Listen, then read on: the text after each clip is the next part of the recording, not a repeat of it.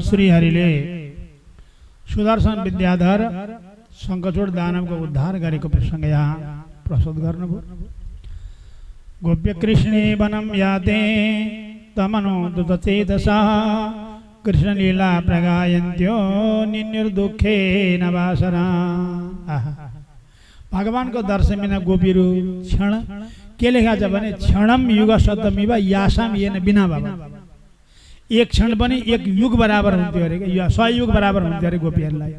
भगवान दिनभरि गाई चर्न जाँदा कसरी बिताउँथे त होइन? त्यो गोपीहरूले गोपी भएर जन्म लिएकै श्रीकृष्णकै दर्शनका लागि, कुनै अर्थ प्रयोजनै थिएन। हामीले यो घर बनाएको यहाँ बस्नैका लागि हो, अर्थको लागि होइन नि हो। त्यस्तै गोपीहरूले वृन्दावनमा जन्म लिएकै त्यहाँबाट गोपी भएकै भगवानका दर्शनका लागि, निरन्तरका लागि। त्यसकारणले भगवानको उच्चारण गर्न वनमा जाँदा कसरी दिन बिताउँथे त भन्दा त कृष्ण लीला प्रगायन्त्यो निन्नुर दुखेन बासरा। भगवान वनमा गएका बेला भगवानको गुणानुवाद गाएर गोपीहरू बिताउँथे। के भन्थे त भन्दा यशोदाका अगाडि गए गोपीहरू अनि के भन्छन्? वाम बाहु कृत वाम कपाल बल्गेत भ्रूर धरार पित बेणु कोमलाङ्गुली विराश्रित मार्गम गोप्य इरयति यत्र मुकुन्द। यसो गर्छ। वाम बाहु वाम कृत कपोलो, देब्रे गालामा देब्रे हात लाएर यसो गर यसरी बजाउँदै कहिले काहीँ बजाउनुहुन्थ्यो।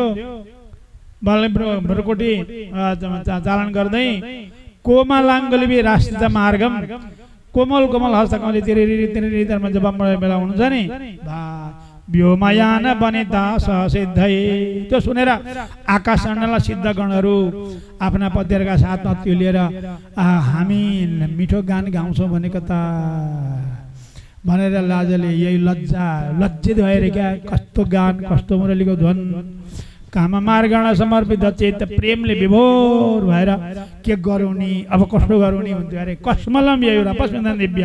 त्यसो गर्दा उनीहरूका वस्त्र स्खलित हुन्थ्यो अरे ती देवाङ्गनाहरूका। अर्की गोपीले के भन्छन् यशोदाका अगाडि? अन्तचित्रमा बाला श्रृणुतेधम हाराच उरसे शेर विद्युत। ए माता हे सखी के भन्छन्? भगवानको गलामा हार छ, त्यही नै हाँस हो। जब भगवान लोकको कल्याणका लागि कुचित बेड्नु बाँसुरी बजाइ बक्सिन्छ नि, बास वृन्दसो ब्रज वृष मृग गावो बेड्नु बाध्य तच आरा। भगवानले बाँसुरी बजाएसम्म गाई वरिपरि गरे यसो गर्छ। हजारौं गाई त्यसो गरेर त्यो ठाडा कान लगाएर भा गर्छन्। कोही आँखा चिम्लेका छन्, कोही के गरेका छन्। बाछा गाई त्यसो गर्छन् अरे। दन्त दष्ट कबला धृत करणा, घाँसमा मुखमा घाँसको बुदो च्यापेर ठाडा कान लगाएर आनन्दले निद्रिता आइव। गाई निदाएकी बाटो जस्तो देखिने अरे क्या। निद्रिता लेखित चित्रमा अथवा चित्रमा लेखेका हुन् कि भन्ने अर्की गोपी भन्नुहुन्छ। वरिणस्तवका धातु बलाशय रे, मयूरको पाको मुकुट लगाएर अनेक धातुले मुखार श्रृङ्गार गरेर अनि लालपाते फुलहरूको जुप्पा बनाएर यहाँ शिरमा लगाएर मेरा बद्धमल्ल परिवार र विडम्ब भगवानले पिताम्बर पेटमा भुँडीमा बाँधेर घरिचे सबल आलिस गोपै सकियो। कहिले कहिले जब भगवान गाईलाई बोलाउनुहुन्छ नि काली कैली कलाको गोरु भने लान्छ नि आरसी गोरी। केटाकेटीमा माताजीले भनेको सुनेको मैले त काली कैली कलाको गोठो भँगेरी लाल्छ नि आरसी गोरी।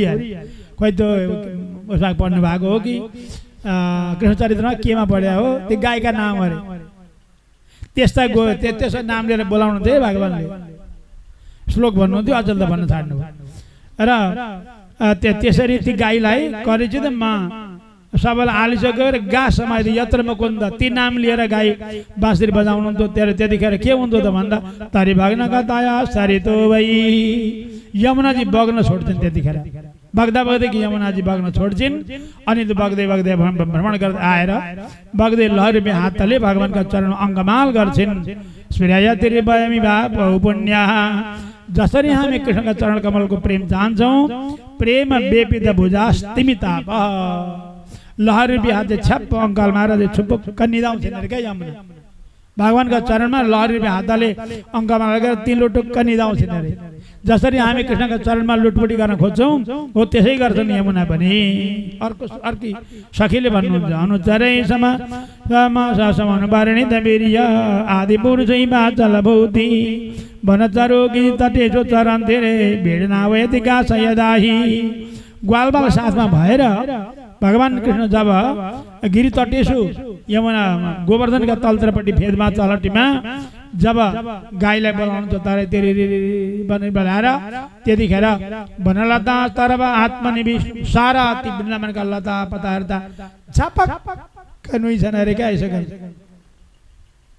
निधाका उनकी मेथी लहरा पातहरू सबै तल भुइँमा छुँदै माथि उड्दै भुइँमा उड्दै जम्मै लहरा पातहरू बुट्टाहरू प्रणत भारा बिटबा मधुधारा अनि तिनीहरूको महको धारा बग्छ अरे। ती सबै रुखहरूबाट मधुधारा प्रेम र इष्ट मन भित्र भएको प्रेम त्यो महबाट बाहिर प्रकट हुन्छ अरे। अर्को भगवानका वनमालामा अलि कुलेर कि त मभिष्ट भमरामा तब भमराहरू आएर बस्छन् नि अनि त्यतिखेर भगवान वनले बजाउनुहुन्छ सरसे सारस हंस विहङ्गा। तलाउमा सारस पक्षीहरू जल पक्षीहरू हुन्छ नि जल कुकुट सारस पक्षीहरू आनन्दले तिनीहरू पनि आँखा चिम्लेर ठाडा कान लाएर तलाउभित्रका पक्षीहरू सुन्छन् अरे। त्यसरी सहबल सगण सगबदञ्च विलास छान चिति ब्रजो ब्रजदेव्यः। एक गोपीहरू हो जब सानो छु गोवर्धनका शिखरमा भगवान महासुरी बजाउनुहुन्छ नि त्यतिखेर भगवान ती बादलहरूलाई के मन लाग्छ अरे भने भगवानको बाँसुरी तिरी बज्दाखेरि भगवानले पनि सघाउन बा हुन्थ्यो यो बाँसुरी बजेको भनेर गरेर त्यो बाजाले पनि बाजा थप्छन् अरे क्या।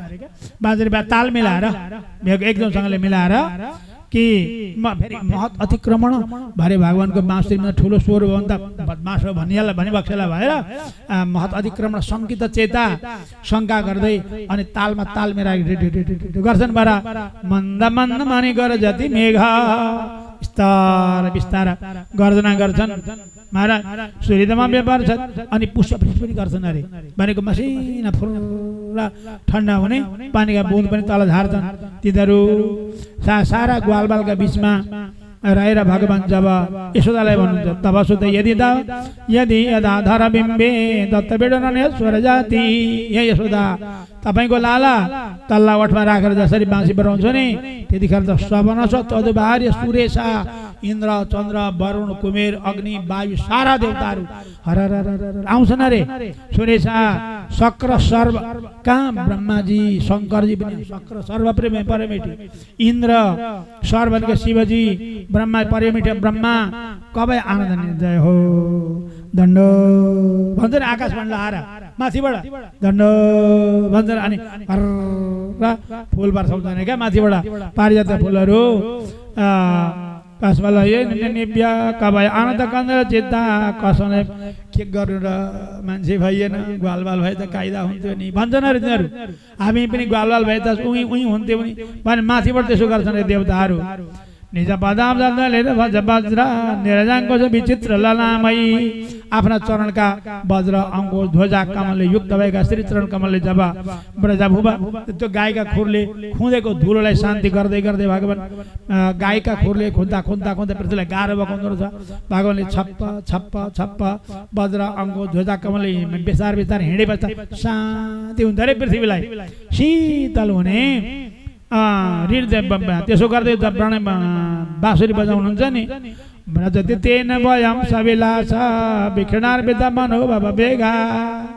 त्यो हामीले जब हेर्छौँ नि यहाँबाट सकियो हामीलाई पनि कति कुजगति गमिता नविदाम कसमले कवरम हाम्रा पनि जुरा खस्लक्का जुराको फुल खोजिसकिन्छ अरे गोपीहरूका त्यो जुरो त खुसुक्क उनीहरू थाहै नपाइकन खुसुक्क जुरो खोजेका त्यहाँबाट फुल भर झर्छन् अरे गोपीका पाउमा। धन्य हो तिमीहरू भगवानका प्रेमी भनेर भगवानले एउटा मणिको माला लगाइबक्सेको छ अरे का। मणिधरा खोजिदा गणयनगा एउटा मणिको माला कालीका युथ 100 कैलीका 100 कलाखुका 100 गोरीका 100 कालीका गोरी यस्ता यस्ता गाईका एउटीका 100 का दरले छन् अरे क्या। कालीको समूहमा 100 जान्छन् रे कलाखुका अर्कै कहिले गाई चाहिँ गोरी काछले लालचरीका अर्कै रागीका अर्कै ती गाईका अब कालीको समय एक फलानीका एक भन्दै भन्दै त्यो गाई गर्ने एउटा मणिको माला छ रे भगवानको मणिद्वारा क्वचित आ गणेन गा माला दैव कन्द तुलसीको माला पनि गलामा छ जब साथीका काँधमा राखेर भगवान बाँसुरी बजाइबक्सन्छ नि त्यतिखेर के हुन्छ अरे भन्दा कोडित बेण र बन्छ चित्ता कस्मलम कृष्ण मन सदा कृष्ण गृहिण्य हरिणीहरू पनि छेउमा आउँछन् ट्याक्क हेरेर अनि ठाडकान लागेर घाँसको बुजुल लाएर आनन्दले हामी पनि कृष्णै हौँ भन्छन् अरे ती हरिणहरू पनि हामी पनि कृष्णै हौँ कृष्ण सार भन्छन् कालो मृगलाई कृष्ण सार भनिन्छ क्या आ पनि उनीहरू पनि भगवान तन्वायता हुन्छ अरे अब भए छैन कसैको छेउमा ठाडोमुख लाउँछन् गुण गणारण हरिण्यो गोपिका व्यक्त क्रियासा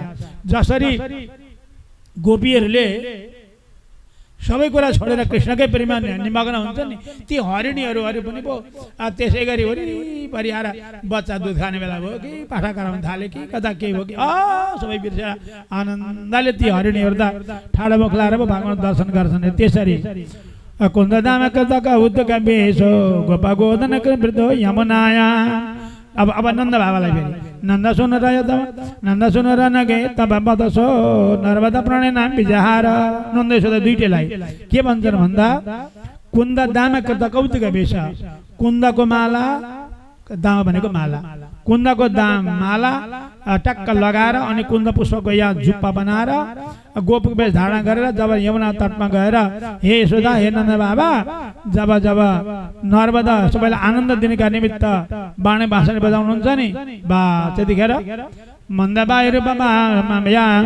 बात्यन कुलम मलाई जसमा पर्सेन मन्द सुगन्ध भगवानलाई गर्मी होला कि मेरा हावा चल्छ अरे मन्द सुगन्ध शीतल 3 प्रकारको वायु हुन्छ अरे ठुलो चलो भने पनि उडाएर लान्छ पिताम्बर उडाइदिन्छ के गर्छ हैरान पार्छ नि सर आउँछ हावा अनि सुगन्धी पनि हुन्छ अरे फुलको सुगन्धी मग लिएर आउँछ शीतल ठन्डा तातो हावा पनि राम्रो हुँदैन मन्द सुगन्ध शीतल वायु चल्दछ भन्दिनस् देवगणा वाद्य गीत बलिबी परिबाबुरो देवताहरू पनि त्यतिखेर आएर वाद्य वादन सहभागी बन्दछन् सबलो प्रजगमा यद गद्रु एक दिन नरहरि शास्त्रीजीले हाम्रा हरिशरण निर्मलजीलाई यो पाठ गर्दै हुनुहुँदो रहेछ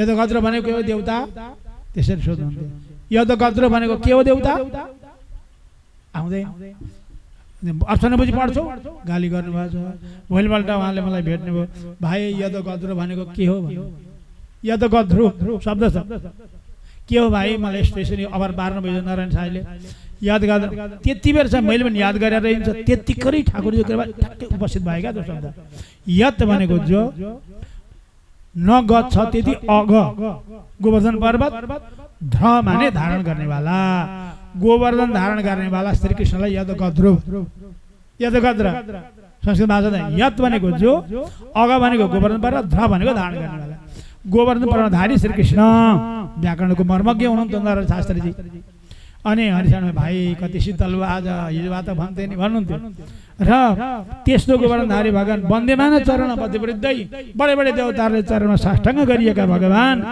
कृष्ण गोदने उभय दिनान्ते रात पर्थ्यो नि त्यतिखेर गाई फर्काएर लिएर आएर तिरी तगरा तगरा मुरली बजाइ बक्सिन्छ त्यतिखेर आहा उत्सवम शर्म रुचा विदृशिना उन्नयन खुरजा सुरित असरक गोपीहरूको ठुलो उत्सव हुनेहरू बेलुकै पछि गाई आए गाई आए गाई आए कनी आयो भन्दै अरे घर घरबाट झुन्डका झुन्ड समूहका समूहहरू गोपीहरू जाने खुरजा छुरित असरक त्यो बिहान लगाइदिएको मालामा त सबै धुलाले घुँघराले केसमा धुलोले आँखा परेला सबै धुलो हुने अनि दिछै दिसोरी दास यस देवकी जठर भुरुडु राजा देवकी जठर भू उडु राजा कस्तो रे भगवान कृष्ण भने देवकीका पेटबाट हृदयबाट प्रकट हुनुभएको चन्द्रमा भगवान कृष्ण चन्द्रमा त्यसरी जब आउनुहुन्थ्यो आनन्दले हर्ष भएर नेत्र सुन्दर सुन्दै गर्दै आउनुहुन्थ्यो महाराज गोपीहरू आनन्दले विभोर हुन्थे अनि सेवा गर्दथे बदर पाण्डु बदर मृदुगण्डम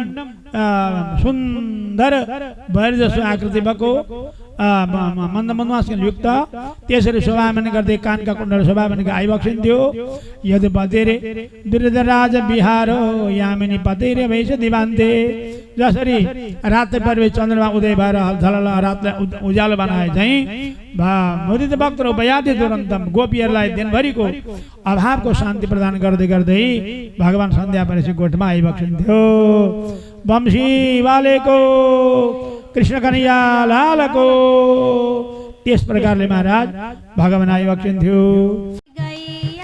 छोटे छोटे ग्वाल छोटो सो मेरो मदन गोपाल छोटी छोटी गैया छोटी छोटी ग्वाल छोटो सो मेरो मदन गोपाल छोटी छोटी गैया छोटे छोटे ग्वाल छोटो सो मेरो मदन गोपाल छोटी छोटी गैया छोटे छोटे ग्वाल छोटो सो मेरो मदन गोपाल कारी कारी गैया गोरे गोरे ग्वाल श्यामा वर्ण मेरो मदन गोपाल कारी कारी गैया गोरे गोरे ग्वाल मेरो मदन गोपाल कारी कारी गैया गोरे गोरे ग्वाल श्यामा वर्ण मेरो मदन गोपाल कारी कारी गैया गोरे गोरे ग्वाल श्यामा वर्ण मेरो मदन गोपाल छोटी छोटी गैया छोटे छोटे ग्वाल छोटो सो मेरो मदन गोपाल छोटी छोटी गैया छोटे छोटे ग्वाल छोटो सो मेरो मदन गोपाल छोटी छोटी सखिया छोटे छोटे ग्वाल श्यामा वर्ण मेरो मदन गोपाल छोटी छोटी सखिया छोटे छोटे ग्वाल श्यामा वर्ण मेरो मदन गोपाल छोटी छोटी गैया छोटे छोटे ग्वाल छोटो सो मेरो मदन गोपाल छोटी छोटी गैया छोटे छोटे ग्वाल छोटो सो मेरो मदन गोपाल छोटी छोटी लंगोटी छोटे छोटे हाथ बंसी बजावे मेरो मदन गोपाल छोटी छोटी लंगोटी छोटे छोटे हाथ बंसी बजाते मेरे मदन गोपाल छोटी छोटी लंगोटी छोटे छोटे हाथ बंसी बजावे मेरो मदन गोपाल छोटी छोटी लंगोटी छोटे छोटे हाथ बंसी बजावे मेरे मदन गोपाल छोटी छोटी गैया छोटे छोटे ग्वाल छोटो सो मेरो मदन गोपाल छोटी छोटी गैया छोटे छोटे ग्वाल बंसी बजावे मेरे मदन गोपाल कारी कारी गैया गोरे गोरे ग्वाल कारी कारी कारी कारी गैया गोरे गोरे ग्वाल श्यामा वर्ण मेरो मदन गोपाल श्यामा वर्ण मेरो मदन गोपाल कारी कारी गैया गोरे गोरे ग्वाल श्यामा वर्ण मेरो मदन गोपाल कारी कारी गैया गोरे गोरे ग्वाल श्यामा वर्ण मेरो मदन गोपाल छोटी छोटी गैया छोटे छोटे ग्वाल छोटो सो मेरो मदन गोपाल छोटी छोटी गैया छोटे छोटे ग्वाल श्यामा वर्ण मेरो मदन गोपाल आगे आगे गैया पीछे पीछे ग्वाल बीच में मेरो मदन गोपाल